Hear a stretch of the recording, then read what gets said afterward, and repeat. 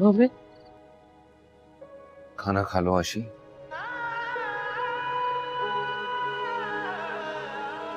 और सुनो, कोई ऐसा रवैया इख्तियार नहीं करना खालू जान से कि उन्हें यह एहसास हो कि तुम बागी हो रही हो। तो मुझे ना मिले तो मैं बगावत करने पे बाज नहीं आऊंगी। नहीं आशी, मुझे नहीं अच्छा लगेगा ये सब।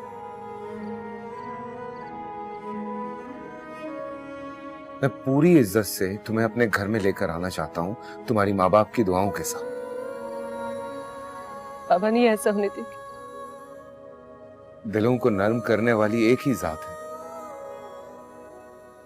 उसके हुजूर जितनी दुआ हो सकती है करो, जरूर सुनेगा हमारी।